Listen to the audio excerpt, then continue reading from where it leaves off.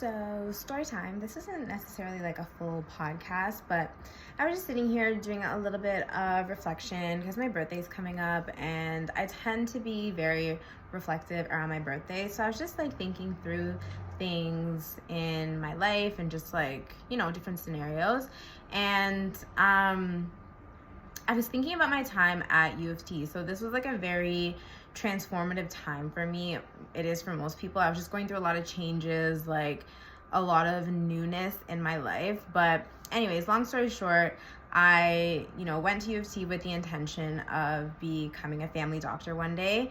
And I was in for a very rude awakening in my literally first midterm of my first semester when I failed my first test miserably.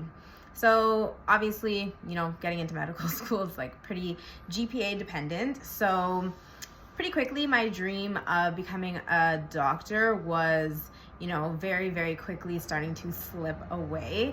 And I can laugh about it now, but at the time it was horrible. I was devastated. I was essentially finishing a degree, but I didn't know what I was going to do with it because what can you do with a random bachelor's of science, right? So not to say that you can't. This was just my thought process at the time. But long story short, I ended up taking a bunch of bird courses. So if you know what a bird is, you know what a bird course is. And a lot of them were in environmental anthropology, and I was super interested in them. They were, pretty good classes. I could obviously get really good marks in them, so I took more classes.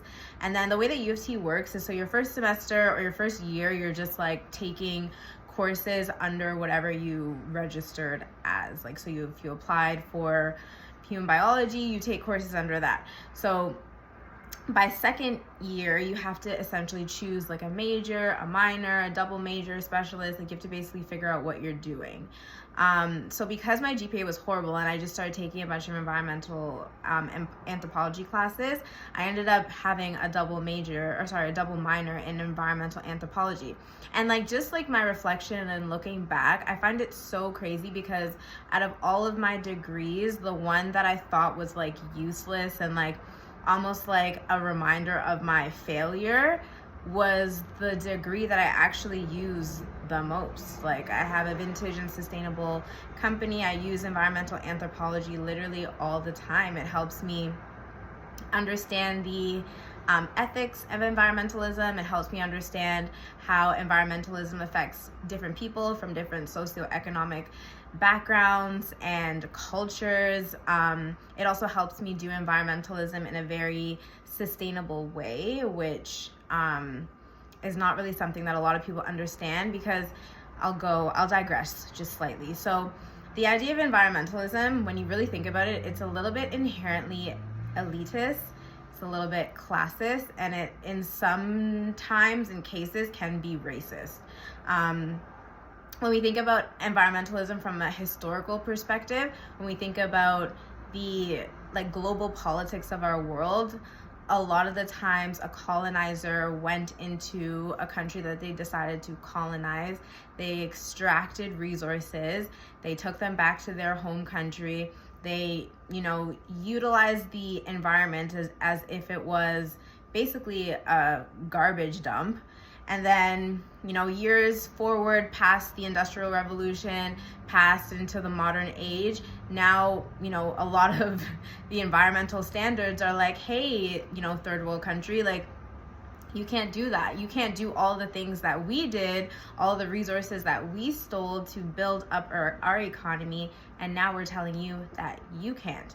And then if we switch it to a financial perspective, a lot of the times, big environmental things are pretty expensive, right?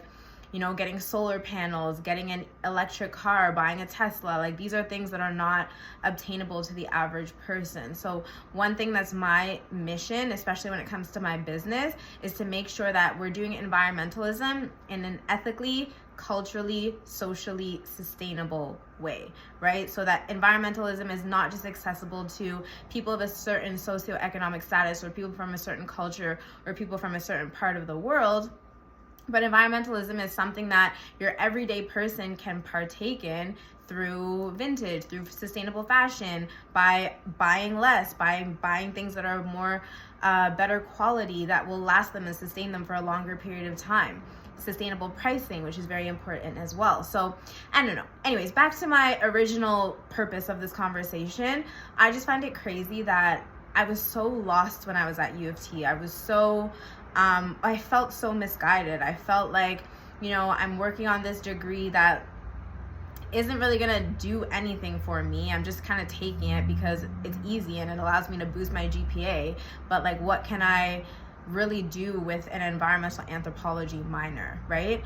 But I use it every single day, and it's just like such a beautiful reminder that like, even when you feel lost, even when you feel misdirected, God, source, energy, your creator, like whatever it is that you believe in is always guiding you. Like you're always on the path to figuring it out, even when you feel like the most lost you've ever been in your life. So yeah, that was just some reflection that I've done on this beautiful sunny day that I thought I would share. So it helped me, and hopefully it will help you too.